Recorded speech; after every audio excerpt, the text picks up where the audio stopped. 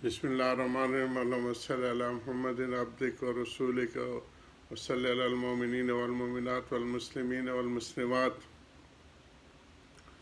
जज़ल्लाहु अन्ना सय्यदना मुहम्मद सल्लल्लाहु अलैहि वसल्लम व अहलहु या रब्बी सल्लि व सल्लिम दाइमन अबदा अला हबीबिक खैर खल्क़ि कुल्लिहिम। हज़रत की हकीकत सब्र से चल रही है। इन्ना लिल्लाहि व इन्ना इलैहि राजिऊन के शरह फरमा रहे हैं।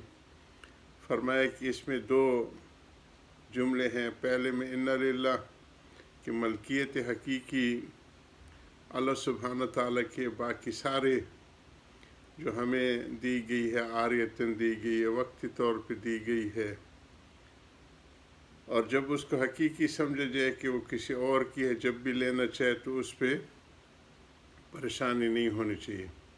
दूसरे में व इन्ना इलैहि राजिऊन कि हमने उसकी तरफ लौट के जाना है। जो चीज़ ले ली जाए और उससे कोई अच्छी चीज़ मिले तो उससे सदमा कम हो जाता है। इसी पे हम चल रहे हैं। मफारकत का गम जाता रहे और खुदा ताला के फरमाने से हल्का भी न हो, यानी इस चीज़ से इंसान की वो कम हो जाती है जो फ़िराक होता है, जो बिछड़ना होता है। गर्ज़ इन नसूस से मालूम हुआ कि साहिब शरीयत का मकसूद ये है कि सदमे के वक़्त हमारे ज़ख़म पर मरहम लगा दे। चुनाचे हुज़्न अक़ली के इस्तिसाल का और हुज़्न तबी की तख़फ़ीफ़ का हर तरह मुकम्मल सामान कर दिया कि जो गम होता है या सदमा होता है, जो तकलीफ़ ज़ाहरी पहुँचती है, जो अक़ली पहुँचे, दोनों को सामान अल्लाह सुब्हान ताला ने इस दुआ और जुमले में फरमा दी है।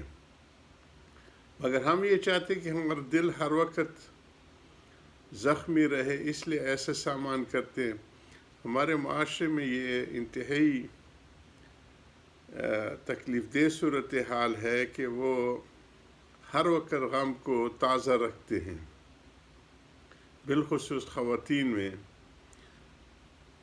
जिनसे गम ताज़ा हो और सदमे की याद दहानी हो। जैसे बच्चा चाहा करता है कि ज़ख़म, इस पर हम कल बात कर चुके थे। बच्चे नासमझी की वजह से अपने ज़ख़म को खुजालने की तरह से वो दोबारा उसको ताज़ा करता रहता है।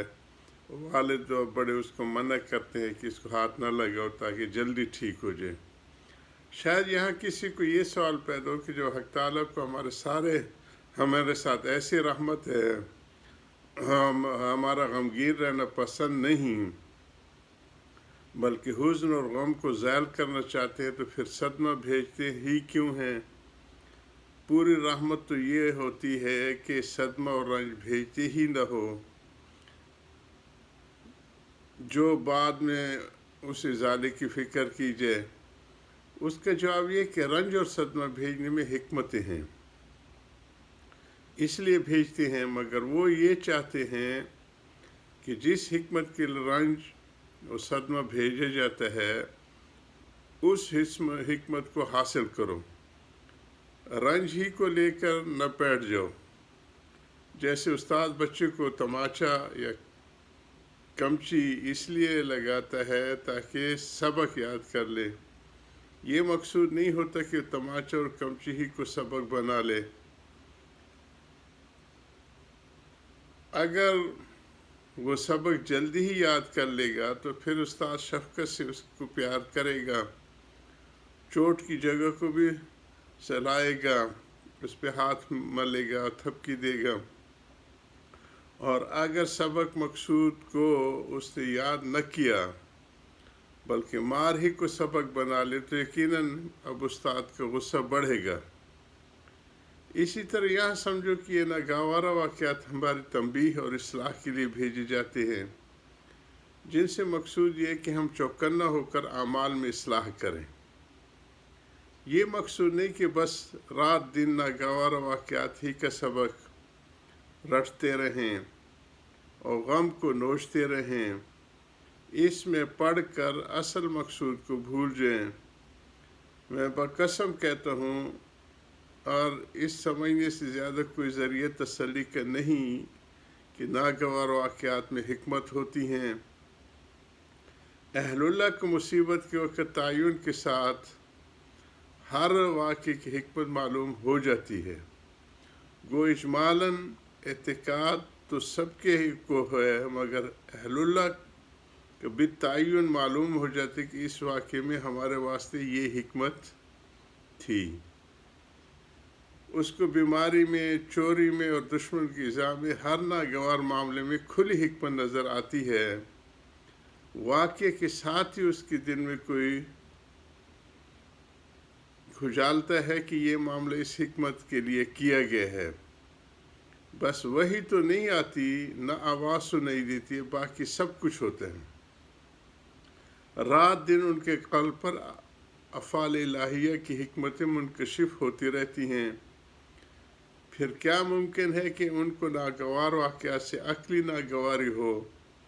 ہرگز نہیں، بلکہ ان کو مصائب میں بھی عشق اور محبت کی ترقی ہوتی ہے۔ حق تعالیٰ کے ساتھ تعلق بڑھتا ہے کیونکہ وہ اس کی حکمت اور منفعت کو کھلی آنکھوں دیکھتے رہتے ہیں۔ واللہ اگر کسی وقت تمام دنیا ان کی مخالف ہو جائے، جب بھی ان کی محبت حق تعالیٰ کے ساتھ کم نہ ہوگی بلکہ بڑھتی رہے گی۔ وہ خاص احباب اور بعض اقرباء بھی ان کو چھوڑ دیں کیونکہ ان کو اس میں بھی حکمت نظر آتی ہے۔ ایک کھلی حکمت تو یہ ہے کہ اس وقت عارف کی نظر مخلوق سے بالکل ہٹ جاتی ہے اور اس کا دل دنیا سے سرد ہو کر ہمتاً خدا تعالیٰ کی طرف متوجہ ہو جاتا ہے۔ اس کو بجز ذات حق کے ساتھ کسی سے امید نہیں رہتی اور دنیا کی حقیقت منکشف ہو جاتی ہے۔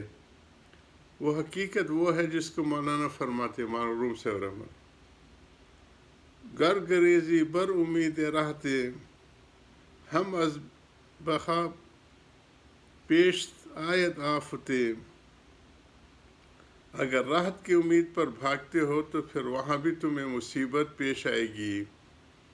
کوئی گوشہ مصائب اور فندے سے خالی نہیں، سیاہ خلوت گاہ حق کے کہیں آرام نہیں۔ ہیچ گجے بے دور و بے دام نیست، بجز بخلوت گاہ حق آرام نیست۔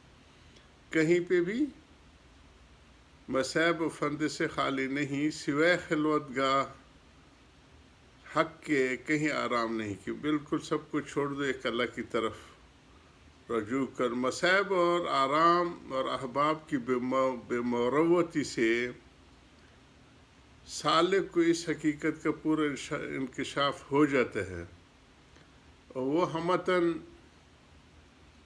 خلوت مع اللہ میں مشغول ہو جاتا ہے۔ خلوت گاہ سے مراد یہ نہیں کہ چلک کشی کرے، بلکہ مراد یہ ہے کہ دل کو ذات حق کے سوا کسی سے تعلق اور ربط نہ رہے۔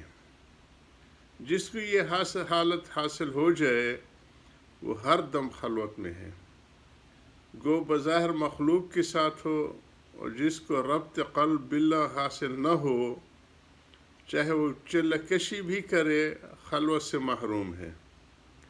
ہاں یہ دولت حاصل ہوتی ہے اول خلوت اختیار کرنے ہی سے سکھائی جاتی ہے۔ اس لیے اہل اللہ مبتدی سلوک کے چند روز یا چند ماہ پوری خلوت کراتے ہیں کہ اختلاط مال خلق سے بالکل روک دیتے ہیں۔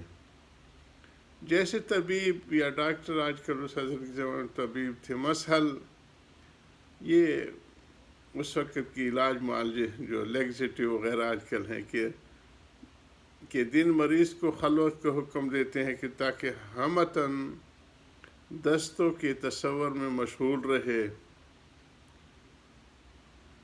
اختلاط اور بات چیت میں مشغول نہ ہونے سے دستوں کی طرف طبیعت زائل نہیں ہوتی۔ اس سے معلوم ہوا کہ جس چیز کو حاصل ہونا یکسوئی پر موقوف ہوا اس کے لیے خلوت کا حکم ضروری ہے۔